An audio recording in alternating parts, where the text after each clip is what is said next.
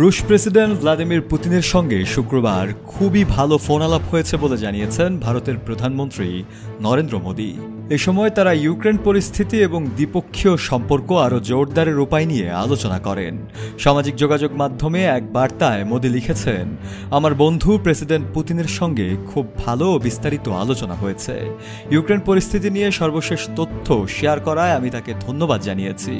এই বছরের শেষ দিকে আমি প্রেসিডেন্ট পুতিনকে ভারতে স্বাগত জানানোর অপেক্ষায় আছি।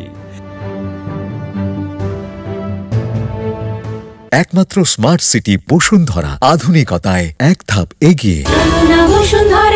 দুই নেতার এই আলোচনা এমন এক সময়ে হয়েছে যখন মার্কিন প্রেসিডেন্ট ডোনাল্ড ট্রাম্প ভারতকে লক্ষ্য করে কঠোর শুল্ক আরোপের ঘোষণা দিয়েছেন। গত বুধবার ট্রাম্প জানান, রাশিয়ার তেল কেনার কারণে ভারতের পণ্যের ওপর শুল্ক দ্বিগুণ করে 50% করা হবে। কারণ ইউক্রেনে মস্কোর যুদ্ধ চালিয়ে যাওয়ার অন্যতম প্রধান অর্থনৈতিক উৎস হল এ তেলের রাজস্ব।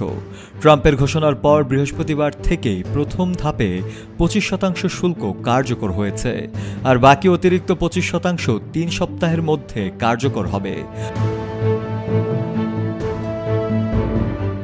রাশিয়ার কাছ থেকে তেল আমদানি করে ভারত বিলিয়ন ডলার সাশ্রয় করেছে, যার ফলে দেশে জ্বালানির দাম তুলনামূলকভাবে স্থিতিশীল রাখা সম্ভব হয়েছে।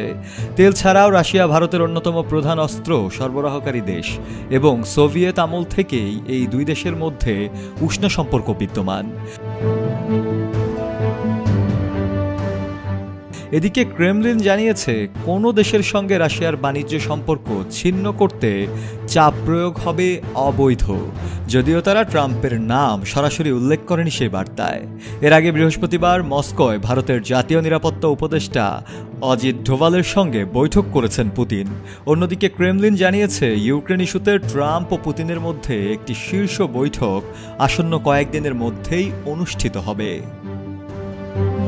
শফেল মাওলা, কালের কণ্ঠ।